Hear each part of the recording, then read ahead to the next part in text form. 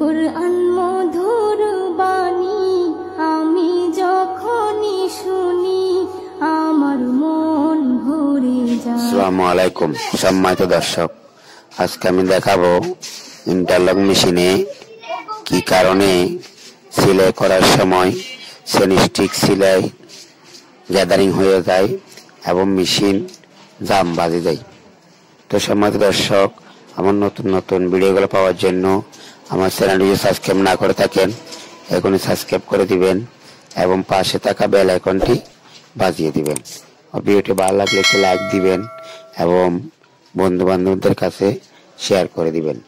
তো এখন আমি আপনাদেরকে দেখাবো কি কারণে এই গ্যাদারিংটা হয় এবং মেশিন জাম বাজে যায়। আমরা দেখতেছেন একটা কাপড় সেলাই করছি, এখানে চেন সেলাইটা অনেক গ্যাদারিং এবং আমাদের যে ট্যাকাও আছে যে ওভারলকের সুতা যায় চেন সেলাই সুতাটা কোনো কারণে ওখানে উঠে আছে।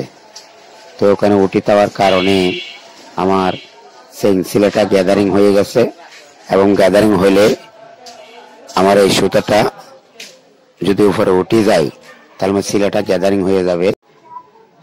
তো যদি এই সুতাটা ওভারলকের এখানে ট্যাকা পেয়ে উঠে যায় চেন সেলাই সুতাটা, তাহলে চেন সেলাইটা গ্যাদারিং হয়ে যাবে এবং গ্যাদারিং হইলে তাহলে সমস্যাগুলো হবে, বডি জাম বাজে যাবে অথবা বডি ডেভিস হয়ে যাবে।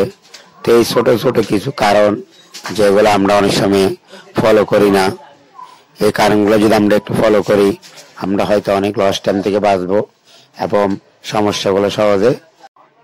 তো এখন আর কোনো সমস্যা নেই এবং আমি আপনাদেরকে কাগজ চালিয়ে দেখাবো এবং বডি করে দেখাবো। দেখেন চেন সেলাইটা অনেক ক্লিয়ার হয়ে গেছে, কোনো সমস্যা নেই, সুন্দরভাবে এখন মেশিন চলবে, অপারেটর সুন্দরভাবে এখন কাজ করতে পারবে, আর কোনো সমস্যা নেই। তো দোয়া করবেন, আগামী ভিডিওতে আবার দেখা হবে। আজকের জন্য এখানে বিদায়, আল্লাহ হাফেজ।